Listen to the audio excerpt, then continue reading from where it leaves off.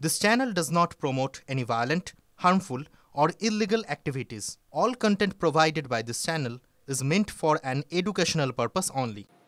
অন্যদিকে বোলপুরের 177 ও 178 নম্বর বুথে ভুয়ো ভোটার ধরা পড়ল। নাবালিকা ভোট দিতে এলে আটকে দেয় কেন্দ্রীয় বাহিনী। পরিচয়পত্র ছাড়া ভোটার স্লিপ নিয়ে বুথে ঢুকে পড়ে ওই নাবালিকা। পরিচয়পত্র দেখাতে না পারায় সন্দেহ হয় বাহিনীর। বেশ কিছুক্ষণ ধরে বন্ধ ছিল ভোট গ্রহণ পর্ব।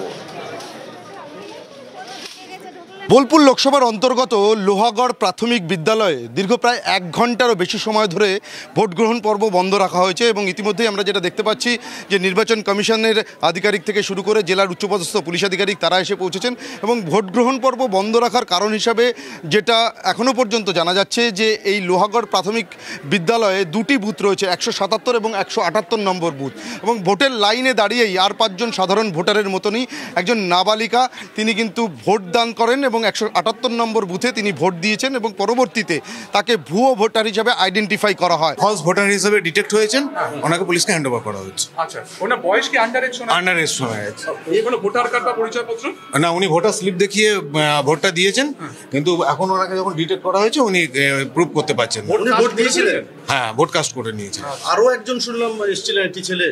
না, উনি ডিটেক্ট হননি, ওটা ওই ক্লেমটাকে আমরা করতে পারছি। ভোট গ্রহণ পর্ব বন্ধ রাখা হয়েছে। ইতিমধ্যেই ওই নাবালিকা তাকে আটক করা হয়েছে, পুলিশের হাতে তুলে দেওয়ার প্রক্রিয়া চলছে এবং আমরা দেখতে পাচ্ছি যে ভোটারদের লম্বা লাইন দীর্ঘক্ষণ ধরে রয়েছে এবং ভোটাররা যারা রয়েছেন তাদের সঙ্গে একটু কথা বলার চেষ্টা করি। আপনারা কতক্ষণ ধরে দিদি লাইনে দাঁড়িয়ে আছেন? 2 ঘন্টা হয়ে গেল।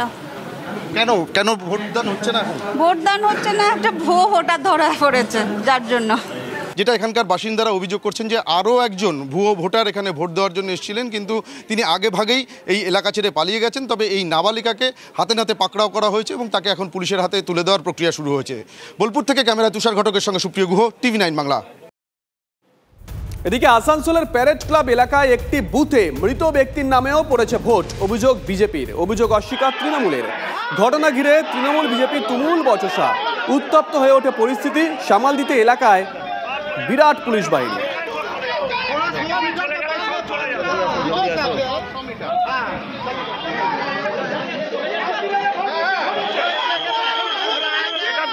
আরো একটা ছবি দেখাই।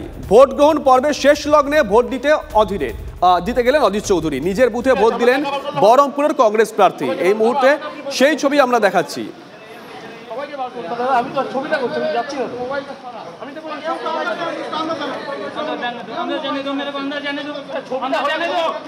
ভোটের ছবিটা হয়ে যায়, আপনি যাবেন দাদা।